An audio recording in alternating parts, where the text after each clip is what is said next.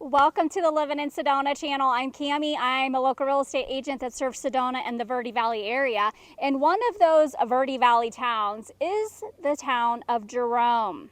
We are getting started right now.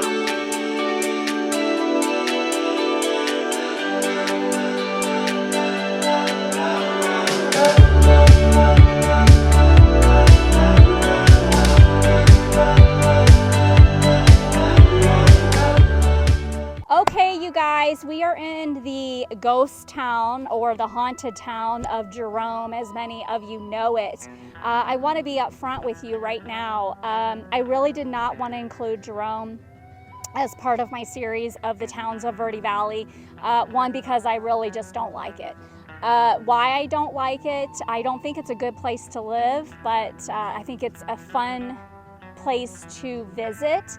And actually, I'm going to tell you, every time we were visitors to Sedona, this was the place that our kids wanted to visit. And I could never understand why. I don't know what intrigued them about this town, but I get car sick. And so if you know anything about Jerome, it literally sits in the side of this mountain. And so Mama had to drive, I think it's about 6 miles up here, curvy roads, and I'm a speed demon, so I don't like to slow down even if there's a curve in the road.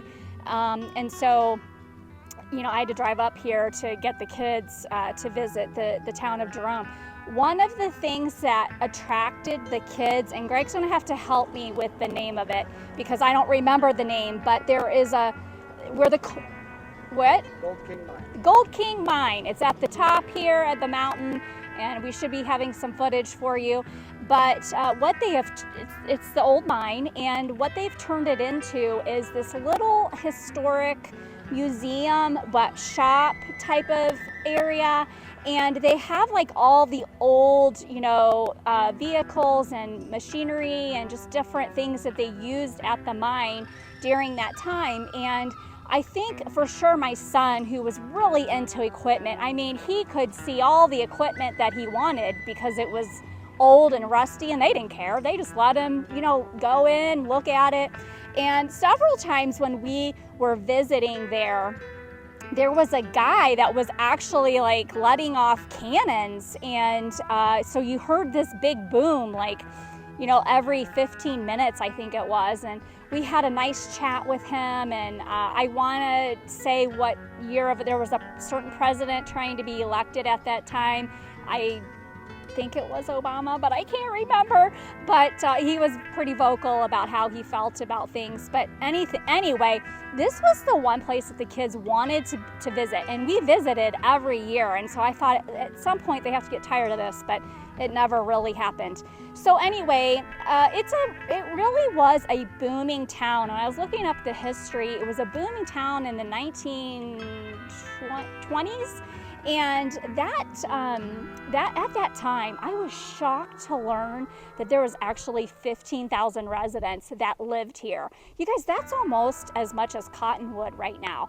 And I was really surprised at that. Right now, we are, I don't even think we're at 500, but it was such a booming town at that point that we had a lot of people living here. And then, and I think it was in the 1950s, there was just a mass exodus because, they weren't able to get the copper that they needed. And so that the industry just collapsed.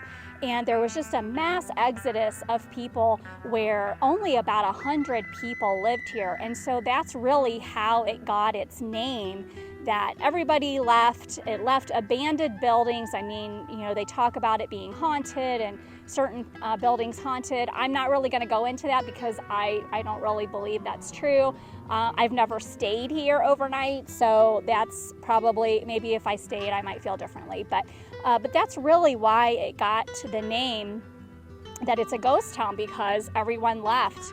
And it really has struggled since then to really make a comeback. But I feel right now that there's not a lot of people that live here, but they're really trying to draw the tourists, for the historic aspect, which is fine.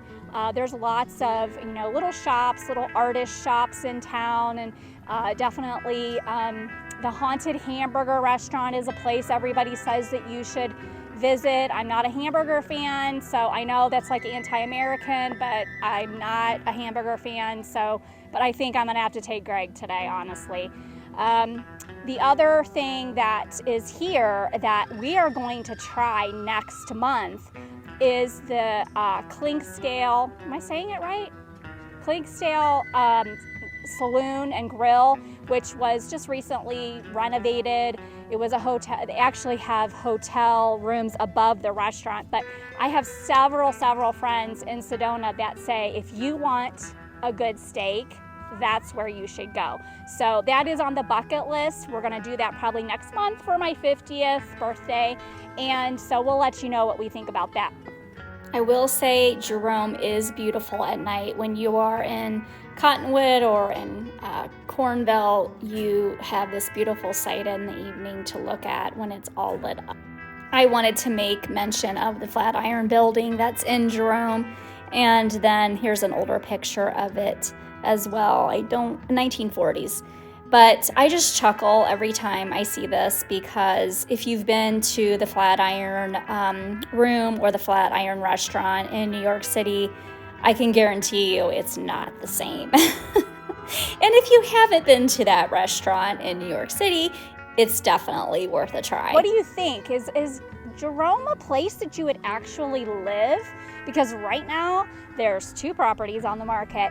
The properties here are really typically run down. There are some homes that have gone through that renovation, and so they're updated and whatnot, but most of the properties here that you see, they're being used for Airbnbs, and rightly so. The views are amazing. You have views of Sedona, and then you're sitting literally in Mingus Mountain. I mean, that's where the houses are sitting.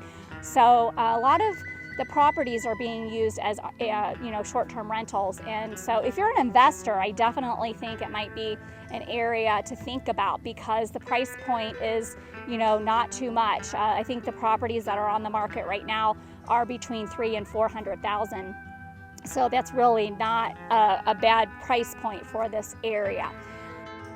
Before I finish up this video, I just had to show you why I don't think I could live here. Look at the red arrows. These are the pipes coming from the houses above the hill. Like, is that their sewage? You'll have to let me know what you think about Jerome. You'll have to let me know if you think it's haunted or not. And as always, I hope that you like, subscribe, share, leave a comment. Let me know what you think about Jerome. Make it a great day at living in Sedona, and I'll see you next week.